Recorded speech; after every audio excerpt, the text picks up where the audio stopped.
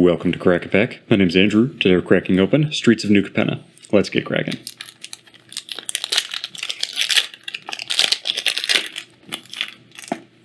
Our first card today is Jackhammer, followed by High-Rise Sawjack, Incriminate, Sewer Crocodile, Kill Shot, Ready to Rumble, Masked Bandits, Spars Adjudicators, Skybridge Towers in Showcase Art, Broker's Charm in Showcase Art, Suspicious Bookcase, Cleanup Crew,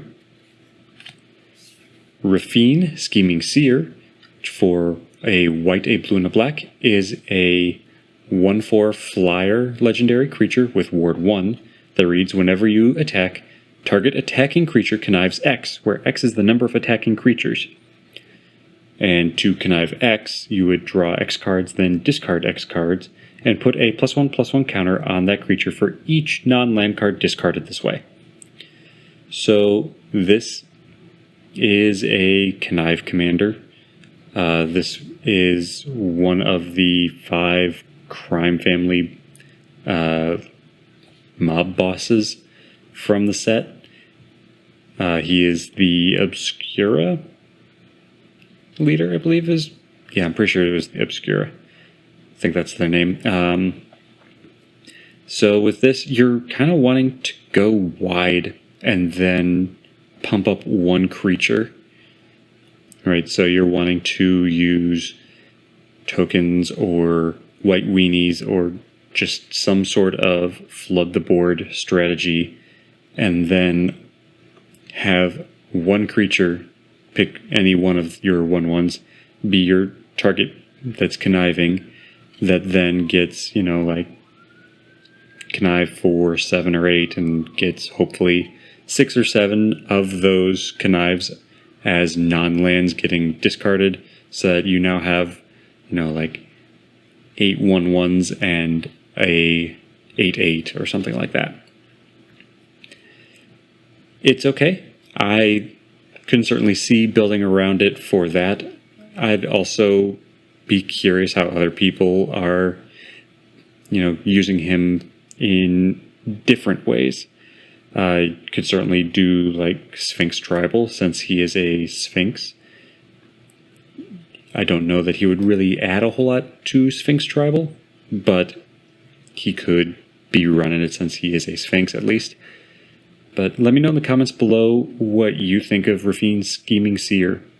Are you running him as a commander? If so, is it just for what I was saying, like go wide connive? Or do you have a different strategy in mind? Then we have a foil Horde Hauler, which for 3 and a red is a 5/5 vehicle with trample that reads, whenever Horde Hauler deals combat damage to a player, create a treasure token for each artifact they control. Crew 3. So this is not quite a Dockside Extortionist, but it wants to be reminiscent of one. With Dockside just giving you treasure for every artifact target opponent controls when it enters the battlefield, versus this one, creating treasure tokens for every artifact they control when this deals combat damage. It's similar, but it's not as good, since it's a vehicle that needs to do combat damage to have its effect. Sure, Crew 3, so going from Power 3 up to Power 5 with Trample, that's pretty nice. And with it having Trample, you're probably going to get combat damage in, but it's still a clunky vehicle combat damage ability. I'm not a fan of vehicles having combat damage abilities. I'd much rather them have a static ability for them as a artifact that maybe just has a little upside for them attacking, instead of it just being they're there to be crewed, and then when they deal damage they actually have an effect.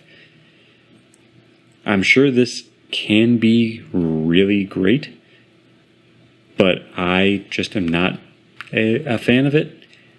let me know in the comments below if you have a deck that you are specifically using Horde Hauler in, or if you have, run into a Horde Hauler and it was a actual big piece of your opponent's strategy and how they won, or maybe it's why they lost.